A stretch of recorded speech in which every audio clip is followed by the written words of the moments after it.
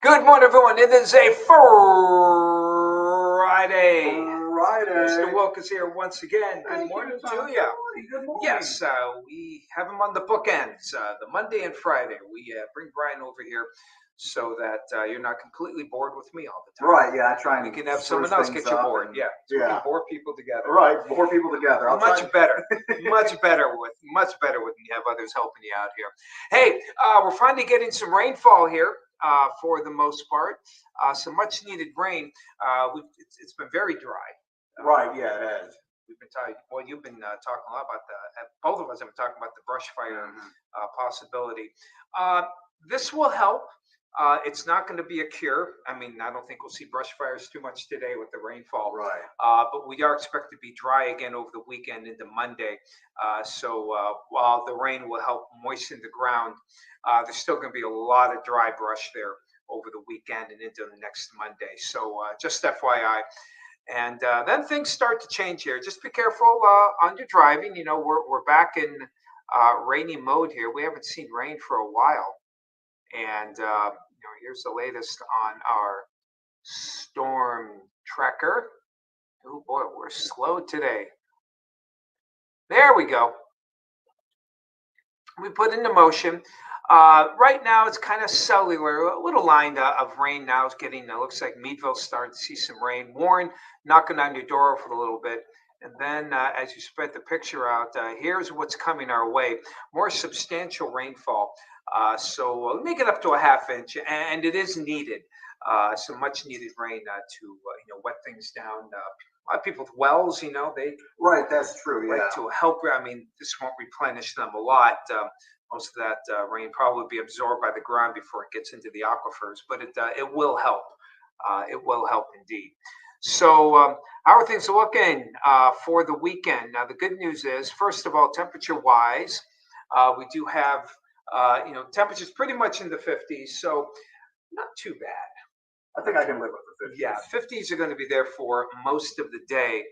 You can stay the 50s until about St. Patrick's Day. Yes, exactly. I wish I could say that. But what's going to happen? We have a frontal system here right now out in the Great Lakes region, and it's moving steadily toward the east. And I apologize, computer is running slow today. There we go. Or maybe I'm just not clicking well. My clicker finger. We got to exercise a little more. You need to work it out, stretch it a bit. So we have the front just. Oh, okay. It's actually not going through Detroit. It seems to have slowed down the past hour or so, but we do expect the front to go through.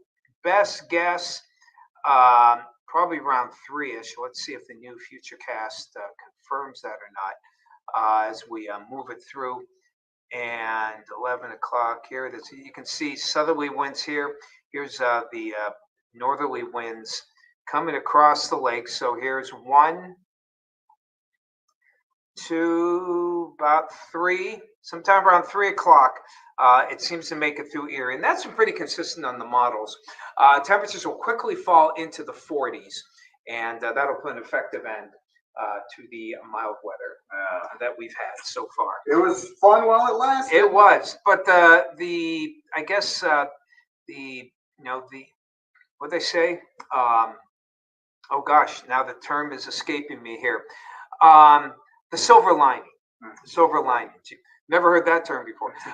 The silver lining here is that look at how fast it dries out. In fact, the rain probably ends in the early evening hours, and even though the winds are chilly, they're not off the lake a whole lot. So we're actually expecting to see some sunshine Saturday into Sunday, as you can see.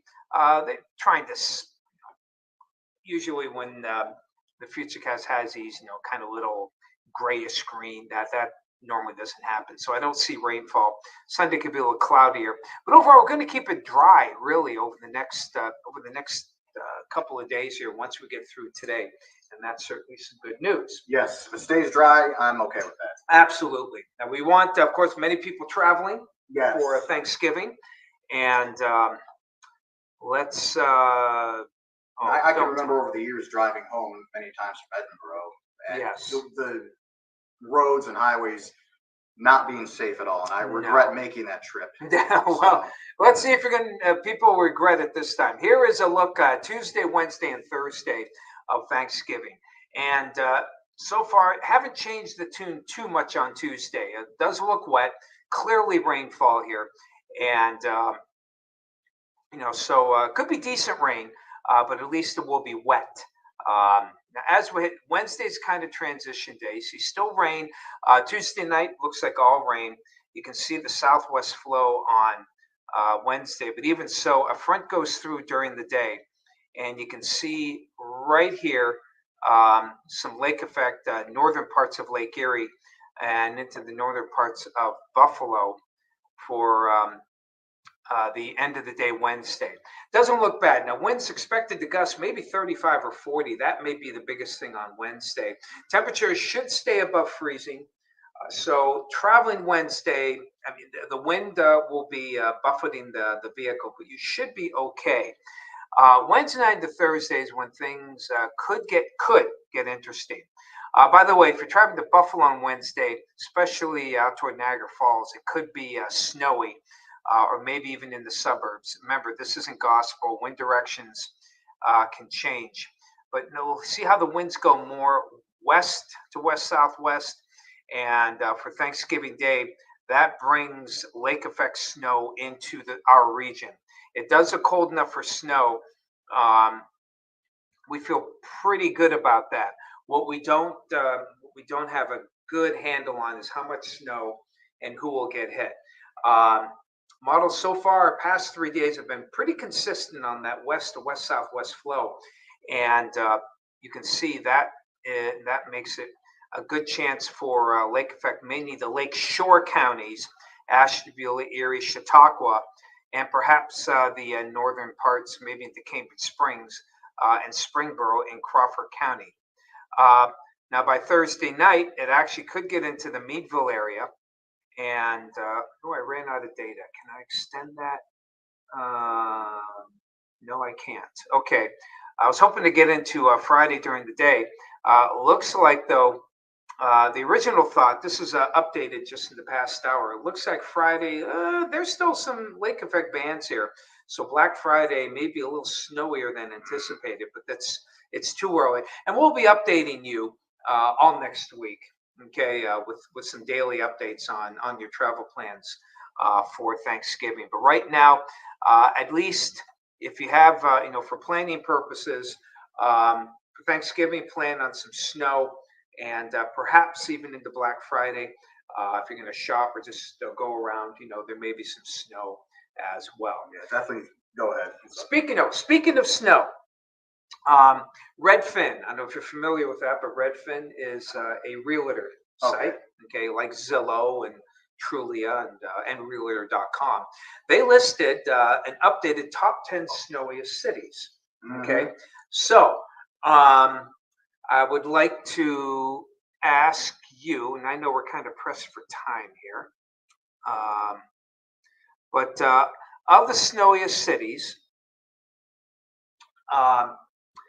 of the top 10, we'll start with a simple one. Do you think Erie made the top 10? Yes. Absolutely. Yeah, that's pretty much a certainty. Do you think Erie made the top? Now, this, by the way, these are cities of at least 75,000 people. Okay. Obviously, we know that Edinburgh and Corey, would make the top one half. We know that. Watertown, New York, and the like. But so it's Erie, Cleveland, Buffalo, Detroit, and places. This is around the country too, including Alaska and Hawaii. So did Erie make the top 7? You're asking me? Yes. I'm going to say yes. Yes, they did. Did Erie make the top 3? I'm going to say yes. Very good. You are a bold man, indeed. Is Erie number 1? I feel I should say yes, but I'm going to say no. Good. 4 for 4. Okay. The top, trying to think, the top 10 cities, Syracuse was number 1. Okay. Again, of those 75,000. Erie was number 2. Was Buffalo number 3? It should be. I'm going to say no. No, you're correct. It is no. Okay. It is Rochester, number 3. Buffalo's number 4. Keep in mind, these are airport numbers, okay? The Buffalo airport is not technically in the meat of the snow belt. The airport, even on here, is, again, closer to Niagara Falls. It's the southern suburbs that get hammered more. But Buffalo is number 4. I'm sorry, you said Rochester's 1. Syracuse, Erie, Rochester, Buffalo. Then you go to Duluth, Minnesota for number 5. And Flagstaff, Arizona, number 6. Really? Flagstaff is almost 7,000 feet in elevation. Oh, okay, that makes sense. So they are 6. Anchorage, Alaska, number 7. I'm surprised I'm remembering all this. I was going to say, good memory. 8, 9, and 10 escape me. Not in order. Portland, Maine, Worcester, Massachusetts, and that was 9 and 10. But the places that didn't make it, Cleveland did not make the top 10. Detroit didn't make the top 10.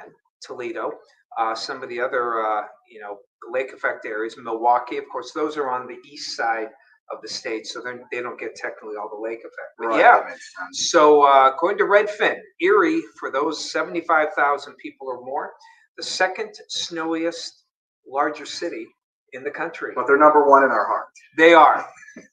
And we have been number 1. Many know we have the Snow Globe, which is yearly the top 25 cities. Yeah. They go with 100,000. Erie is kind of grandfathered in, even though we don't have 100,000 officially, though that is under protest by the mayor. So they're still going, and rightly so. But Erie is very close to 100,000, so they still include them. I mean, let's face it, we deserve to be in. Absolutely. So hello, everybody. Oh, whoops. Let's go to the 7-day forecast here, because we always have to end with our 7-day outlook. And so you can see Thanksgiving, it's going to be kind of chilly there. 50s, dry, dry, dry. Rain Tuesday, little rain or wet snow Wednesday, lake effect Wednesday night, Thursday.